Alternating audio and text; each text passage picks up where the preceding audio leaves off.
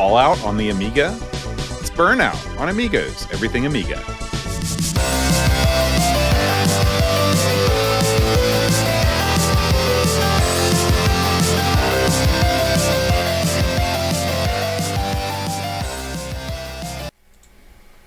Hi, everybody. Welcome to Amigos. I'm John. And I'm Aaron. And today, Aaron, we're talking about Burnout. Burnout, Aaron. Aaron, have you ever been... boat, not Burnout. Burnout. Did I say? I think I've said Burnout this whole time. I think we need to redo the open. We're streaming live. We can't redo it now. The die is cast. It's Burntime. Burnout. Something's burnt. That's true. Aaron, have you ever, speaking of Burnout, the not the name of this game this week. See, my whole spiel was based on a game that does not exist. Well, it does exist, but not on the Amiga. Have you ever hit the wall with an activity? You know, you're into a hobby, you're way in, and all of a sudden something happens, boom, you're way out. Well, yeah. I've came close a few times, just in the past 8 years or so. This is a better topic for you than me because you're the king dog of hitting the wall and these. Well, yeah, but all of my exploits are well known. Yours are not. Boy, I'd have to. One of my, I would say, you sort of hit the wall with comics, didn't you? Well, that's my point. Usually what happens is I don't hit the wall. It's whatever the wall is, it runs up and hits me. I never stopped liking comics, but I got to the point where I couldn't afford comics. Oh, and they started to suck. So it was like they were more expensive and they sucked. I'm like, well, crap. So much for that. I used to love like Doctor Who. Then it sucked. And it sucked. I was like, I can't watch anymore. It's no good. It's not like I want to stop. It's just like this new Batman series. Man, I was looking forward to this. I'm a big Batman the Animated Series fan. And I sat down with the boy. We were all fired up to watch it. And then it sucked. I was like, how did they do this? Why do they keep doing this to me? So generally, my love for something will outlive how good it is. Eventually, it just gets bad. I don't know if that counts as burnout or whatever that is. Yeah, I don't know either. For me, whenever I burn out on something, I've come to the point now where I realize that it's only temporary, and I shouldn't immediately start throwing stuff out of the house, burning big piles of whatever it is in the yard.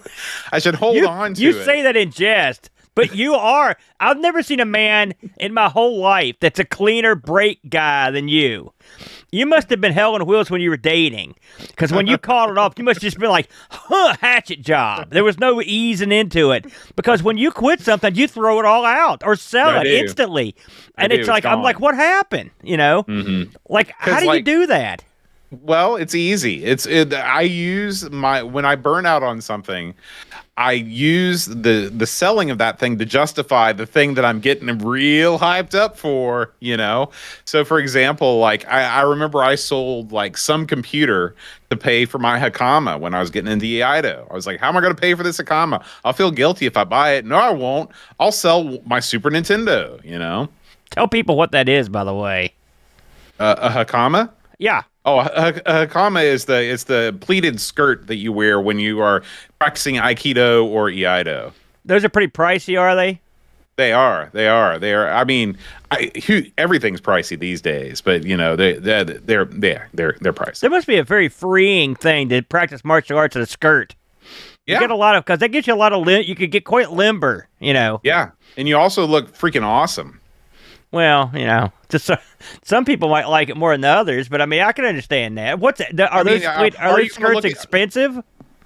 You just asked me that. But I mean, give me a money total. So you can get a low end Hakama from Ibogu for about, I'd say $250, $275. Oh, holy moly! Yeah, that's a low end. You could get a gi for like $50. Yeah, for example. Well. But again, Hakamas are one of those things, like they're not making them mass market. I guess they probably do for people that do cosplay and stuff like that. But if you're using it for its intended purpose, there's no like lower tier competitor. You got to get one that's made in Japan. Now, getting back to the whole, I mean, again, we're talking about being burnt out on something, but I've seen you go through, this is your second tour on the boating. We've talked about the boating. You've also done, and I'm sure some of the stuff is still going, but you at any random point, you've been into vinyl albums, you've been into the VR, right? Yep. I think you were still into watches, but I'm not 100% sure. And weren't you into like pin sets and stuff? That's something you were into? Miniature painting was another thing. No, I'm talking about like the writing. Weren't you into like specialized pins? Fountain pens. Yeah, I was into real expensive fountain pens for a while. And then there's miniature painting. Miniature painting. Rare press books. Yeah. Board gaming. Yeah, and then role playing. And so you're into all this stuff still. I mean, how much more do you have to stuff into your life? Well, that's the problem. God. I look around at all this. This was the reason for the boat challenge. I look around at my life, and I see nothing. I see nothing but ways for me to entertain myself. Why do I keep having to buy, and so that was why I started the boat challenge. That's why it was the success that it was. Do you want to explain to people that haven't been listening for 8 years what the boat challenge was? So the boat challenge was my New Year's resolution. It was started the same year that the Amigo Aaron's weight loss resolution started.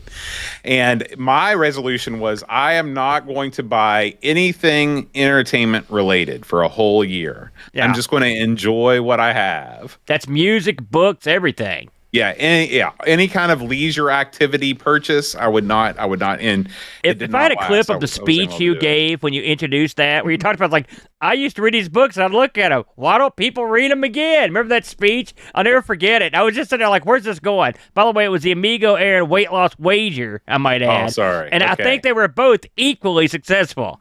They went on for a little while, then they stopped, and they stopped with a vengeance. So there you go. You got a whole bunch of pizzas. I got 4,000 fountain pens. That's it. Grandpa is pleased. Let's get on with the game, Boat. All right, man.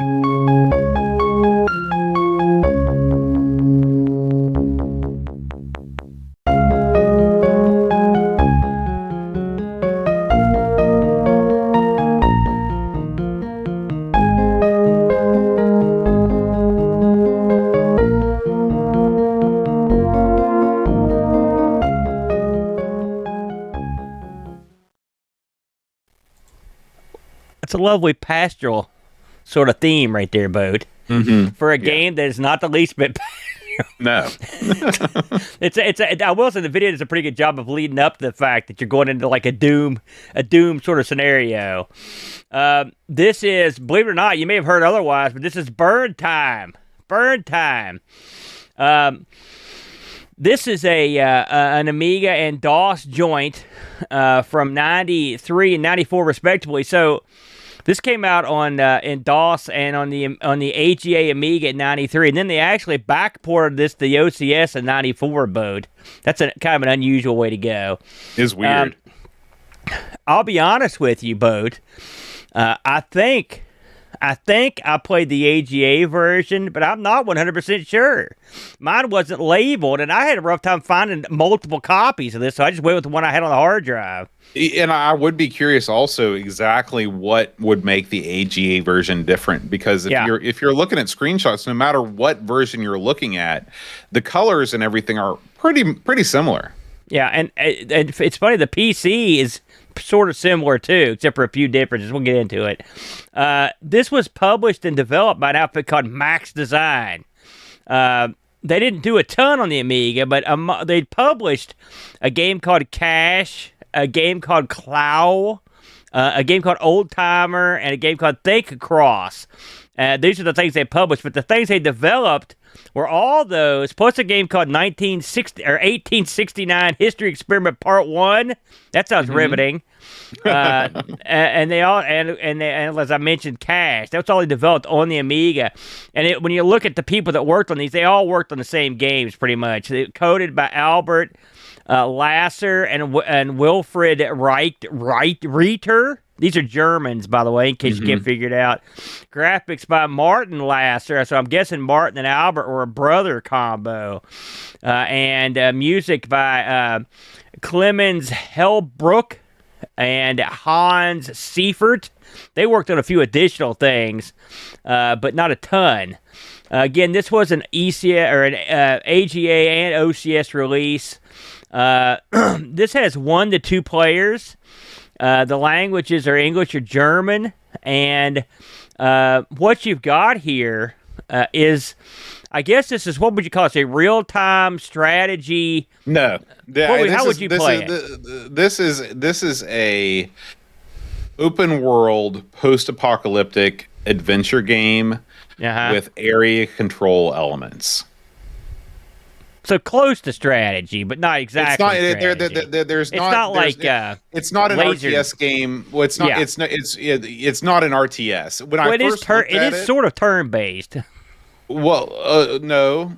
Well, I mean, you have turns. That's why I mentioned. Yeah, but there are turns, but it's and since there are turns, it cannot be real time because that's the antithesis of turn based. You can understand how I'd get them confused because the turns in this is not like, I don't know, Civilization. It's not like a board game, like Civilization, which is like very board gamey.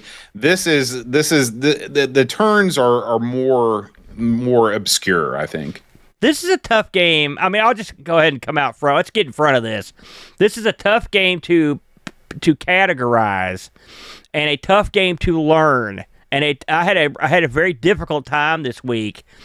I mean, it's in some ways it's not that difficult, but but the problem is, despite the fact that it doesn't seem that hard, I'm not very good at it.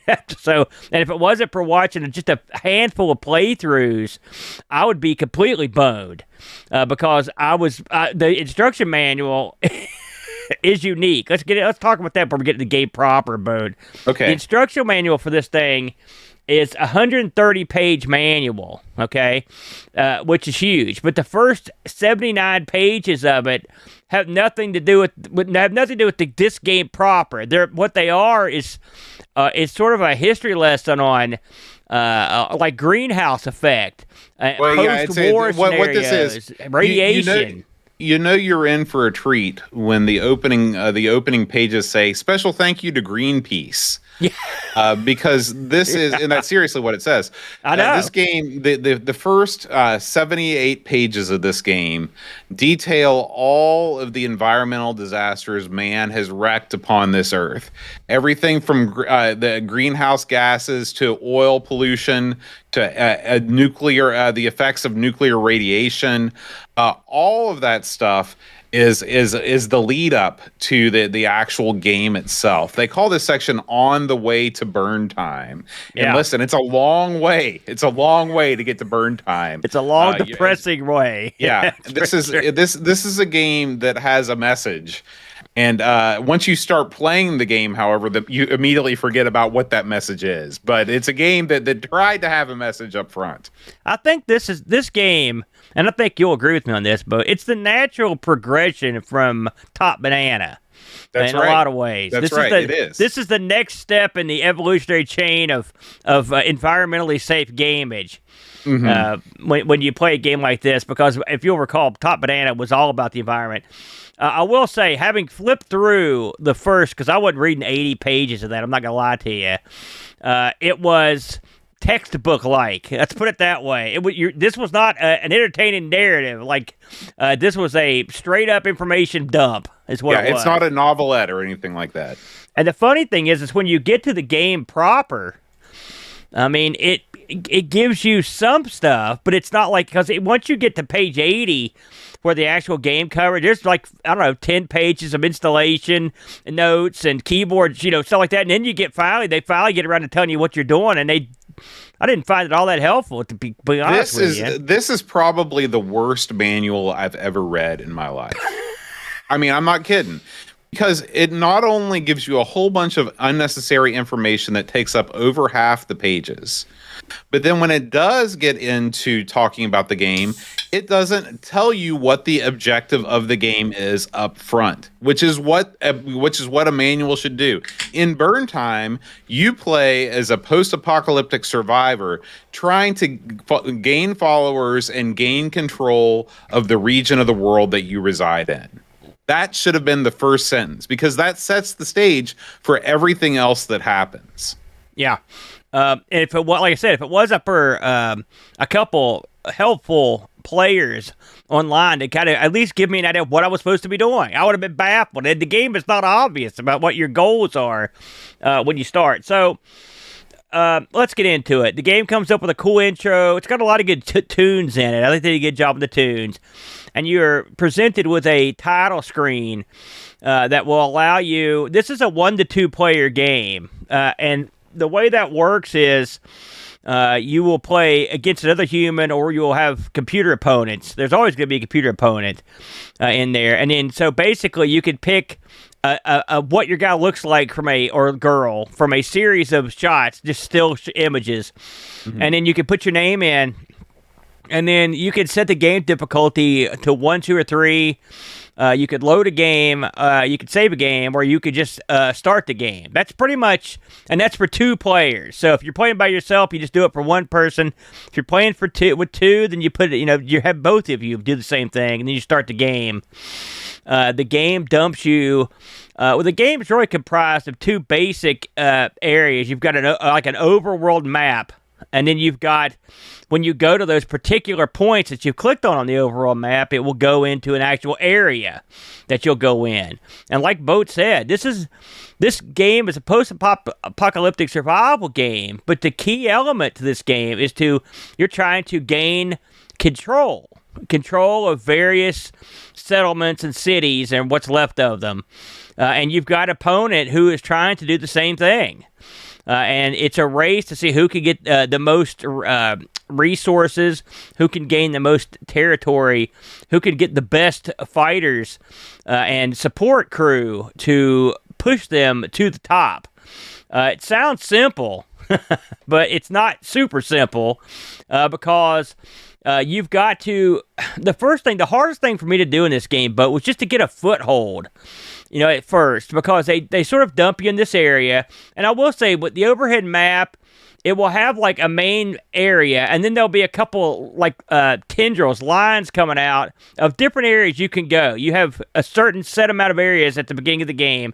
As you progress through the game, you're gonna expand where you can go by having been go to a place that has other places you can go. So you're sort of exploring the map, and with the goal to capture these territories. Now, Bud, I gotta ask you, when this game started up, and once you figured out what exactly you were supposed to be doing, what was your approach? Maybe your approach is way smarter than mine. Well, my approach was to read the documents before I started playing. Yeah. And, as I was reading through, I just got angrier and angrier and angrier. And and then when I finished the instruction book, I had some idea of the way that the mechanics worked in the game. Yeah. But this is that same old story where it's like they leave out a lot of essential information, and they just expect you to figure it out on your own over playing the game. And I mean, this is an approach that computer games took. And I'm not saying that it's right or it's wrong, but it's not one that someone who values their time appreciates. I'm saying it's wrong. And so when you get dumped in the game, you're like, okay, I knew what I needed to do on a high level. Okay. So you go into one of these settlements. You just pick one at random, okay? And you see these people, and they're walking around. But to call it walking is a misnomer. They're sort of like, it's like they're all riding an invisible horse. They're straddled apart. Yeah, they're shambling with their legs spread. It's not a good look. Okay. And so and the animals are also shambling around. Okay. What was the artistic decision to make these guys move in this way? Why do they move so quickly relative to their surroundings? Why do they walk in circles? Nobody knows, okay? They don't stay in one place, and because there are limited character models and photos, you can sometimes forget who you've talked to and who you haven't talked to. This is what they like to call replay value over in Europe. So what you do is you wander around, you talk to these people, you ask them questions. This is where kind of the role-playing part of the game comes in, because you've got all these dialogue trees that you can go through. Basically, people will give you random information that you can ask them if you want them to work for them or not. And most of the time they'll say no. Or you'll run into merchants and they'll trade with you. And this is like that is one part of the game, okay? The other thing that you can run into in these little settlements is you can run into mutants and you can run into dogs. That's what life has been reduced to in this post-apocalyptic zone, okay? So you can kill the dogs for meat. I'll call you dog meat, and then you can also kill the mutants, but you can't eat the mutants, unfortunately. Would you want to eat a mutant? In all honesty, that's low end. You do eat maggots, though, in retrospect. So then what you do is you slowly take over the settlement. Okay, you take over the settlement by getting people that will work for you, and then you get them to start a sort of a plantation. You can either have them grow meat, they can grow other kinds of vegetables and things like that.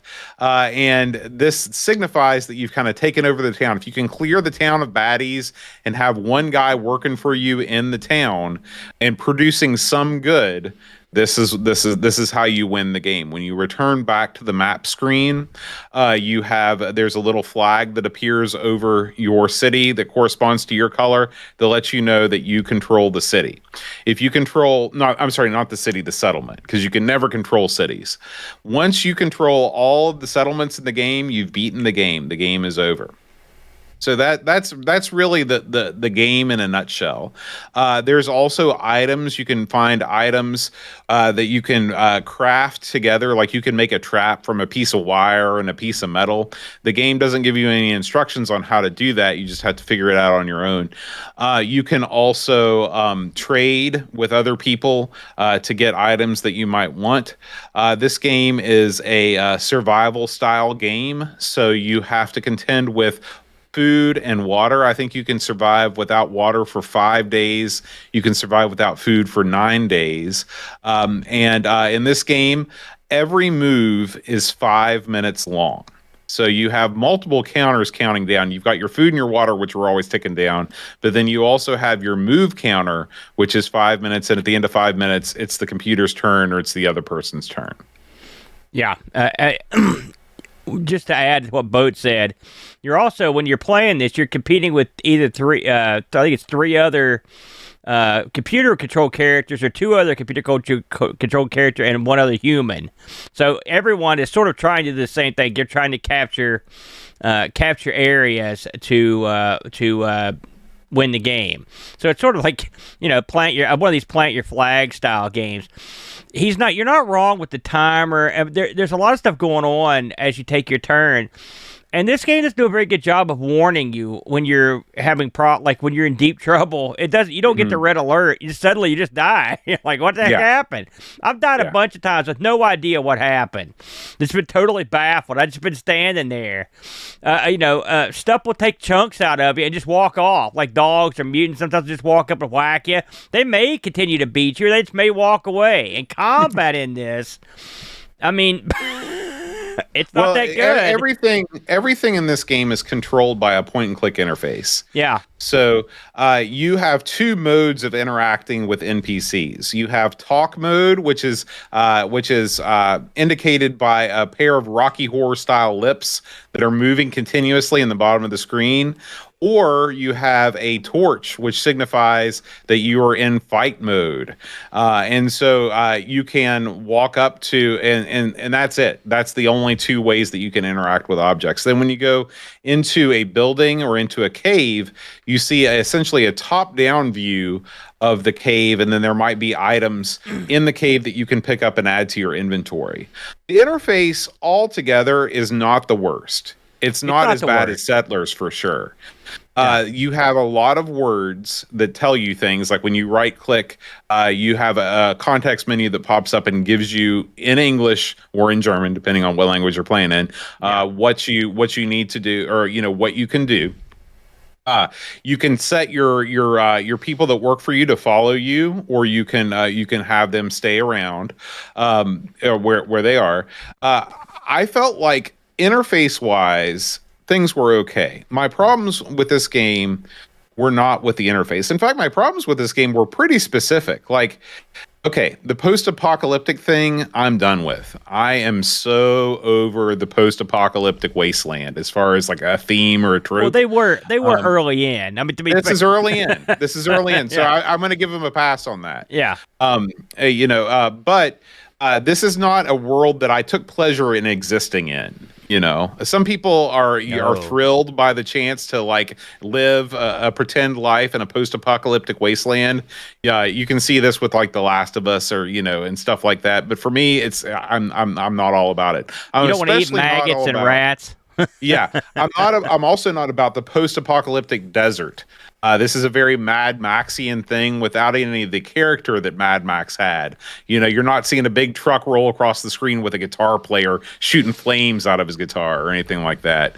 This is a pretty bland, sort of blasé life. You watch these people, it's almost as if the post-apocalypse didn't happen. You go into a city, they're just meandering about, living their lives. You can go, there's bars, there's restaurants. Society has continued to continue here. The only difference is that everybody's eating rats and maggots all the time. Not so good.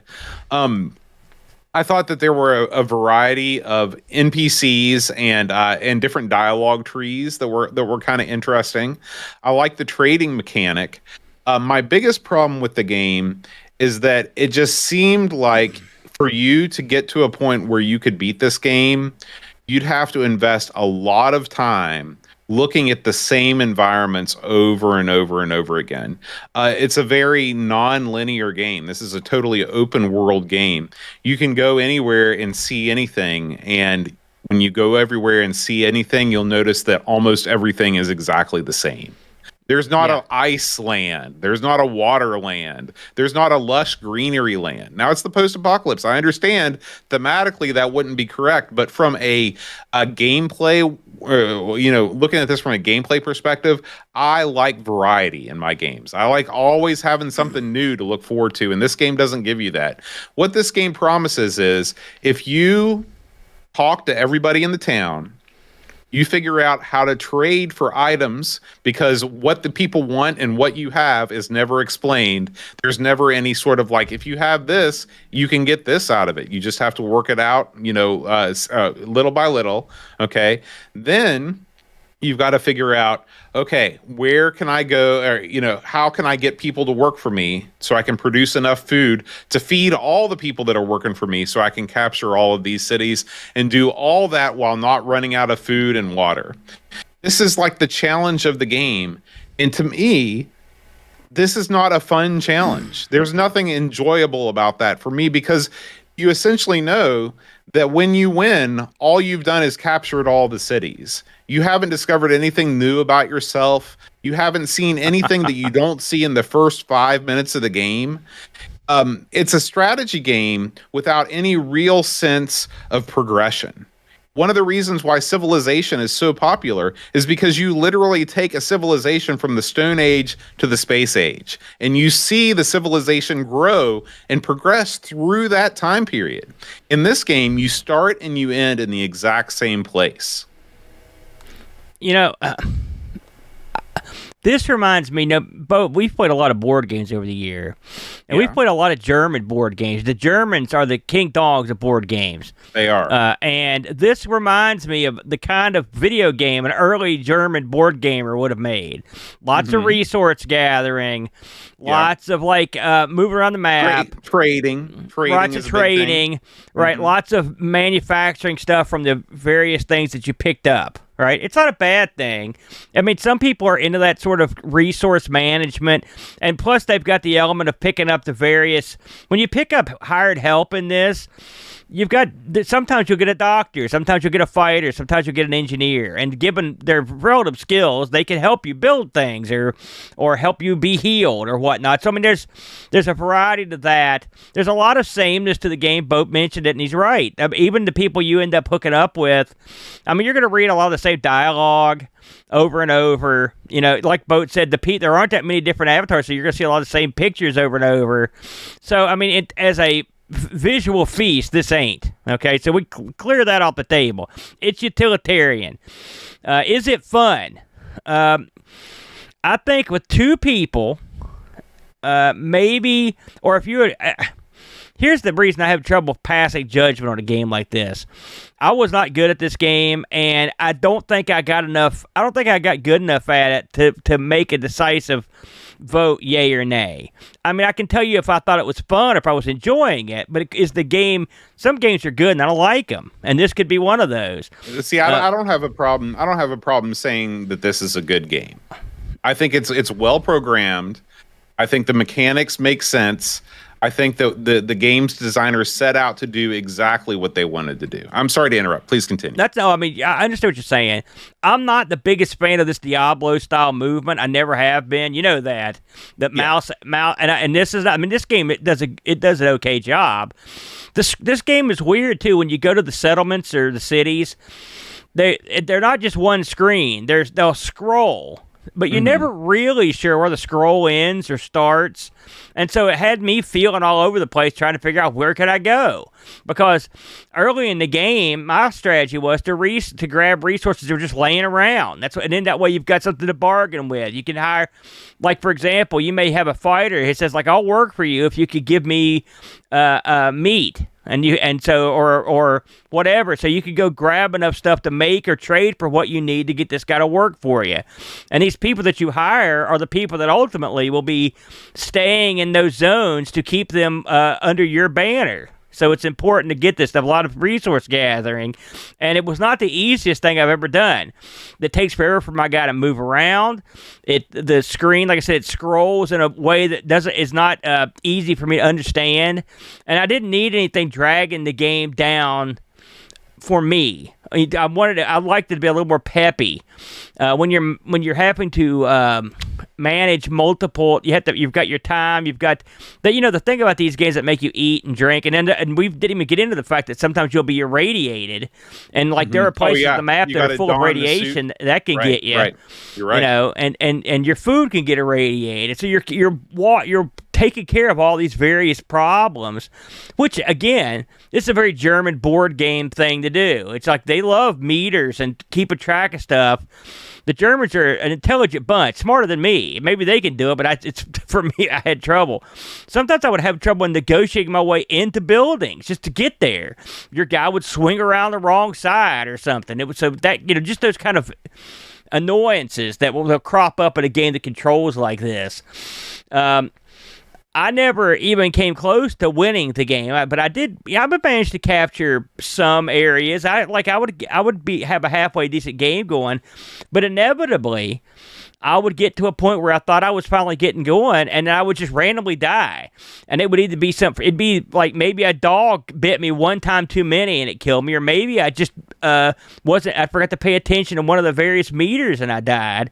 And it was frustrating to me to have that happen. It was annoying. I mean, you have the ability to save your game, but when you don't know it's coming, you don't really plan. I never really thought about it. And it's funny, I don't think I saved a game one because I never thought I got far enough to make a save worth the time and effort in the first place. Yeah, well, I mean, that's part of the problem with the game is that other than the amount of cities that you capture, there's no way to really gauge your progress on, like, am I doing well or not? I guess if you have, if you've got a big stockpile of items, that could be a sign.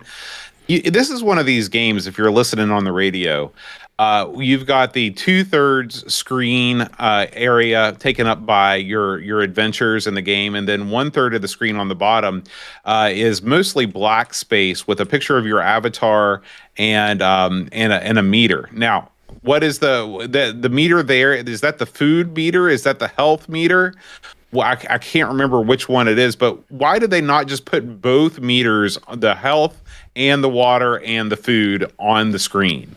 Why did they hide that in your inventory screen when you have so much black space at the bottom of the screen to work with? Well, I mean, this is a game that could have used a little extra tagging in what the stuff does. I'm with you on that. But I mean, we've gotten used to that. And again, this is a game that was natively in German. And from what I was able to ascertain, if you're watching along, you probably noticed that what we're looking at here is in German. I tried to capture some footage on my own, and I had some trouble, for whatever reason, I had trouble capturing this with my card. And plus, I sucked. And so you would just see me dying and humiliate myself over and over. And so really, this has a very limited Amiga presence on there. So I was lucky I found the gameplay. Most of what you're going to find is the PC or the Steam version of this. And I'm guessing this it's much more popular on DOS in Germany than it was, or maybe on Amiga in Germany, but even I didn't see a whole lot of Amiga playthroughs either, so I'm guessing it didn't. I'm not sure how well this one did on the Amiga, but I mean, I've heard people say this game is a classic, so, your mileage may vary. Well, I think this is one of these. If you look on the company, for example, or if you look around on Hall of Light, there are so many games that were only available in Germany for the Amiga that just never got translated. And I feel like especially once we got into the 90s, the Amiga scene in Germany was so big, they could self-support a software development house without having to bother to translate their games into other languages. They didn't need to. They made enough money just selling within Germany. So when somebody says this game is a classic, it could really be a classic. If you were German, who knows? Maybe every kid on the playground was rushing home to play Burntime after school. I don't know. But outside of Germany, by the sort of the lack of Amiga playthroughs, like you said on YouTube, plus like you said, we can't even find a non-German box of this game. I don't know what kind of an impact it had outside Germany. It is funny. Look into the magazine reviews. This is one of the few times I think in the history of this show where every review I found was lower than the Amiga Joker review. Home cooking from Joker. And I should mention, we play a lot of games on this show, obviously. I think this is episode 366 or something like that. This is episode 466. 466. I was a little bit off. But we played a ton of games on here, and it's not very often where we don't get anyone to review the game, and this is one of those weeks where no one tackled this, and I can understand why. It's not an easy title to jump into, and it's not the kind of rewarding title that would make you want to try it for the first time. It's, I guess, is the best way to put it. When you look at what that was the contemporary scores were of the era, well, to start off with, Lemon Amiga gives the AGA version. You're gonna love this. You're gonna be surprised, I think. They give the AGA version of this boat, the listeners over there, 8.53, a lofty score. Mm-hmm. And the OCS version, they give a 7.9. Allure did not score the AGA version to give the OCS version a 65, so considerably lower.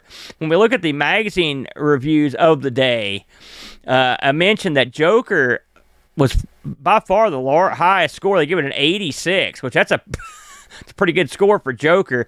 And I also read that this came in second the year it was released in Joker's End of the Year awards for best strategy game. So this came in second. So that it was pretty well received by the people in Germany, at least for the readers of the Joker. The rest of these scores, Amiga Format gave it a 70, Amiga Power gave it a 74, CU Amiga gave it a 76. The one, it's funny, I read this review, they gave it a 59, which I thought, man, that's pretty low. And I read the review, and they didn't hate it, but they had a lot of the same criticisms that we did. Bland, a lot of sameness, like the lack of... I mean, it's a post-apocalyptic world. We got mutants and dogs. That's all we get. Can we get something? Something should come up. But it's just... That's sort of what they did. And they said they didn't like the AI. They didn't like the path thing. It's very similar to what we talked about. The overall magazine average on this one boat was 73%. So... I don't know, where would you, in your mind, how do you rate this thing? I mean, given our limited time with it. Well, it's a tough one to rate because I think technically it's okay, but fun wise, it's pretty low on the fun scale. I would say I would probably give this a low B. This would be a low B. Really, that's pretty lofty. I think this could be. Potentially, this could be fun with another person, maybe, but you're still playing with the computer. It's basically the computer is sort of like another person. I mean, you're still going to play two computer guys. See, to me, waiting around for 5 minutes for my buddy to shamble around and take his turn. This isn't like Civ, where the turns go like that. You know, you're not wrong. I mean, you got a valid point there. I hadn't thought about that. I would not, given my limited abilities in this. I mean, in terms of fun factor, I didn't like it. It didn't do it for me. But there's a certain set of people that would probably, if you're into this sort of game, you might enjoy it. I did look this up to see if it was available, especially with that big old manual. I mean, if you're into like reading, you could buy this just to get a textbook with it. Or you could just buy a book if you like reading. You know, that's a good point. eBay did have a few of these. I saw a $25 one. Guess what? No manual in that one. And the other ones I saw that were CIB, you're looking in the $55 or best offer area. I don't think I'll be picking this one up. It's just, I don't hate the post-apocalyptic stuff. I just watched Fallout on the Amazon Prime, and I enjoyed it. You know, I've always sort of, I'm okay with the post-apocalyptic stuff. I used to play Gamma World. You know, I'm down, Shadowrun and stuff. But this just doesn't have enough flair for me. I think I could have get into it a little bit more if that had some better instruction, and if the game just wasn't so plain looking. It's just very brown. It's the Commodore 64 problem, isn't it, Boat? Too brown, not enough variety. Any parting shots on this one, Boater? If you want to play a good post-apocalyptic game on the Amiga, fire up a Mac emulator on the Amiga and play Fallout. There you go. If you ask any Amiga repair technician what the most problematic component of a motherboard is, they'll undoubtedly mention capacitors. The electrolytic capacitors that shipped with the Amiga are 30 years old or older at this point, and each one is a ticking time bomb waiting to explode battery acid all over your motherboard, sometimes damaging it irrevocably. Don't wait. Replace your capacitors now. Full capacitor kits for every Amiga model are available now at RetroRewind.ca. Don't want to attempt the repair yourself? Use their white glove recap service and leave the intricate removal and soldering process to the professionals using industry standard equipment. Use the promo code Amigos10 at checkout and save 10% off your cap kit or service. Remember, make RetroRewind.ca your first stop for all your Commodore computer needs. Amiga News. Campbell Train.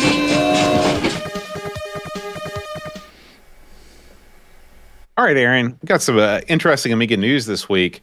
There's one game besides Doom that gets talked about on the benchmark for running on old computers. I guess really this is different because for a long time, Will It Run Crisis was the clarion call for high-end PC gaming everywhere. Do you remember those days, Aaron? Oh, yes. And it's still, I hear that every once in a while in one of these shows where the guys take an old computer, build it up, that shtick, and they try it out. Yeah, and so what this guy has done is he's not trying to build Crisis on the Amiga. What he's trying to do is make an interactive video demo of what Crisis might look like on an Amiga. And a shooting gallery. Yeah, which is it's sort of like a Laserdisc version of Crisis, where he's taken screenshots from the game and overlaid a shooting gallery on top of them. Listen, it's like Vegas not the Battle. worst idea. Yeah. So anyway, if you're into that, this is a downloadable game at the old name your own price, and this is from our buddy Dan, aka Life School, frequent watcher of Amigos, and the guy that is behind Lemon Amiga. So check this out, and if you do check it out, leave us a note in the comments. I'd love to know what you think. I have to say, when I saw this come up, I was like, are you kidding me? And then when I read the premise, I went from being skeptical to being highly amused because I thought of him taking stills and planning basically a shooting style, a shooting gallery style game over the various still screens. I mean, I don't know. In some ways, that's a brutal cut on the Amiga. That's the best we could do. But still, I mean, came out in '85. What do you want? Yeah, I think it's a neat idea. And also, I feel like that concept could be applied other ways too. I mean, not just with Crisis, but if you can take screenshots and you can make some interesting. Again, it's the Laserdisc thing. You know, you put really, really nice looking backgrounds, and then you overlay sprite animations with them. You might have something. You know, Aaron, coming up. Hold on a second. Before you finish up there, I thought about this. If you think about the what he's got going here, okay, he's taking still shots from a game. He's overlaid crap to shoot. Okay, think of all the various games you can do that with. Yeah, it would actually be sort of fun. Even games on the Amiga, like if you take a pot shot at that stupid caveman greaser, have a shot. That's what I'm saying. So I'm suddenly turned the corner on this. All right, Aaron, coming up next, it's Dr. Dangerous. Dr. Dangerous. Oh, yeah. This is a new Scorpion engine game developed by Who Games 2017. This is, we've been talking about this over the past couple months. This is a really nice looking platformer, sort of a Mega Man-ish type game, a run and shoot game. And again, if you're not developing games with the Scorpion engine, what are you doing? Because it seems to me that these games always end up looking the best and playing the best. Forget your transcodes. Forget your red pill. You need to get rid of that and get on board with Earrock and the Scorpion engine. Listen, that you could use transcodes or these. Although Earrock's, listen, he's all man. We both know that. This looks. Were you a Mega Man kid back in the day? Was that your jam? Love Mega Man. I love, especially Mega Man 2. That was your money, Mega Man. Even in my opinion, I know that much. Good tunes, good fun. You get all the weapons. Yep. It's a good time. It's just hard. This looks good, Boater. If I may say, that looks pretty solid. What's the ETA on this bad boy? Is this thing ready to go? It looks like it's still in development. This is but it only requires an Amiga 500 with only a 512K of RAM. So it's very, again, Scorpion engine. You don't need an accelerated real-time graphics Vampire V6. Just get out your Amiga, pop it in, Scorpion engine, it delivers. It looks like it's out. It's over on itch.io, and I see a download button for it, so I'm guessing it's good to go. He has been updating it. Yeah, this requires the Amiga 500 PAL. We can get around that. Kickstart 1.3 and 512 RAM. So this will run comfortably on your Super Amiga 1000 boat. Absolutely. That looks pretty good. It does look good. I hope that rolls up on our Amigos Game Selection Committee at some point. I'm going to play it. And finally, Aaron, our last news story of the week, Holy Warrior. Give us the song, Aaron. Holy Warrior. How's that? There you go. That's good. All right. So, guess what? There is a brand new game from Amiten Games called Holy Warrior that has come out here. This is the protagonist, a warrior with a pure heart and unyielding faith. Faith must embark on a perilous mission. Armed with his blessed sword and protected by divine light, he must traverse desolate lands, haunted ruins, and cursed fortresses.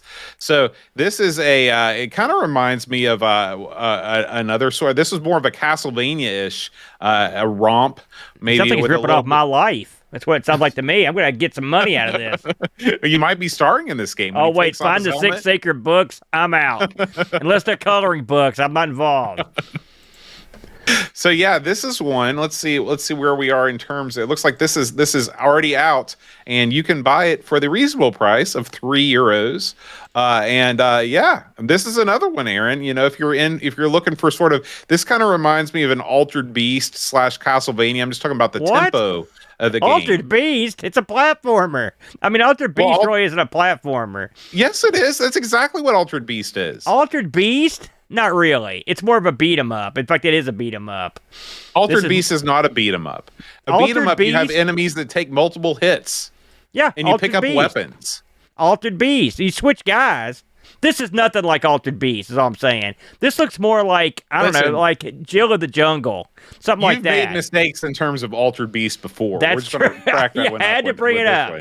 I'm just saying, this looks like an early DOS title to me, like like your Jill of the Jungle. Man. I'm just saying, people like Jill of the Jungle, don't they? You know what I'm saying? That's what it That reminds one me guy of. does. That, All right. Well, that's going to do it, Aaron, Let's for see this if this week's is out Amiga yet news. before you move It on. is. Oh, It's yeah, out for $3. €3. $3. You gotta pay that. You gotta pay that, don't you?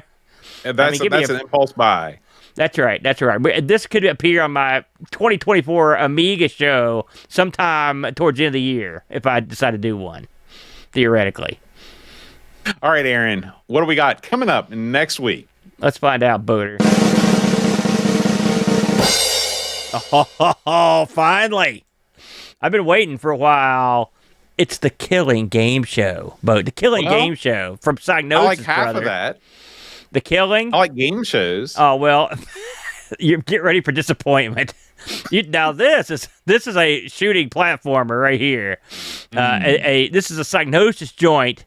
It has its fans. It has its detractors. I think I know which one you'll be, but you may surprise me. So next week, the Killing Game Show. That should be interesting, Boater. Yeah, man, I can't wait. All right, well, as always, guys, thank you so much. We don't really give a proper shout out to our patrons, like we used to with the song and everything. But for the folks, or insult, depending on your perspective, for the folks that get some enjoyment out of our show and spend the price of less than a cup of coffee these days, $4 a month, $1 an episode. $1 an episode is all it takes for you to show your support. If you tune in week after week, if you're here in the chat and you're talking, why not think about reaching in the wallet, and joining up with the Discord, hanging out with us. You get a nice magnet at the end of the year. $4 a month is not a lot. It's not a lot. So anyway, that all said, we want to thank all of you out there that do pony up the bucks and support us. We enjoy hanging out with you guys so much on the Discord, and we will see you next week. Until then, adios. Adios. Amigos is made possible by contributions from listeners like you. Patreon supporters help choose the games we play, receive exclusive magnets, and get access to the Amigos Retro Gaming Discord server. Visit patreon.com/Amigos Podcast if you'd like to support the show and join our community.